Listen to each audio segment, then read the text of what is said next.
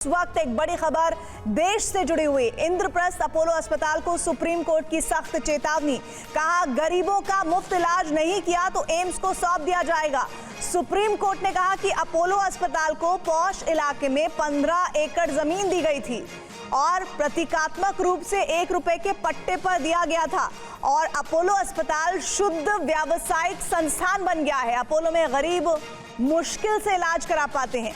इस बड़ी खबर पर बात करने के लिए पीयूष पांडे इस वक्त हमारे साथ हमारे सहयोगी जुड़ रहे हैं। पीयूष, मुझे इस बात का जवाब दीजिए, जो दर्शक भी इस वक्त जानना चाहते हैं कि इंद्रप्रस्थ अपोलो अस्पताल को सुप्रीम कोर्ट ने इतनी सख्त चेतावनी क्यों दी है?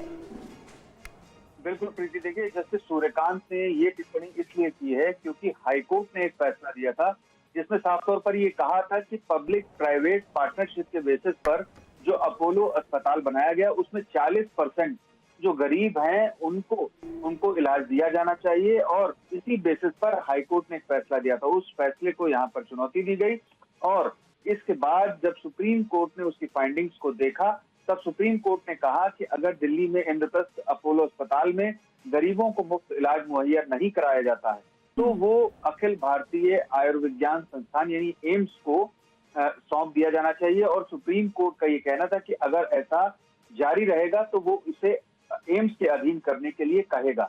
अब इस मामले पर सुप्रीम कोर्ट ने जवाब तलब किया है अपोलो से और साथ ही उनसे कई डिटेल्स मांगी हैं कि जैसे कितने गरीबों का इलाज अभी कराया जाता है। क्योंकि ये जो लीज दी गई थी वो 1 रुपए के पट्टे पर दी गई थी और 2023 में ये लीज खत्म हो गई थी। तो केंद्र सरकार और दिल्ली सरकार से ये भी पूछा है कि आखिर ये लीज रिव्यू कराई गई और उसके बाद इसको जारी रखा गया है या फिर खत्म हो गई। तो ये सारी चीजें सुप्रीम कोर्ट ने केंद्र सरकार, दिल्ली सरकार और अपोलो से पूछी हैं। इस मामले में अब 4 हफ्ते बाद सुनवाई होगी, तब देखना ये होगा कि सुप्रीम कोर्ट का रुख क्या रहता है। चलिए, 1 महीने का वक्त इस अस्पताल को दिया गया है और देखना होगा कि इस पूरे मामले में वो किस तरह की कार्रवाई करता है।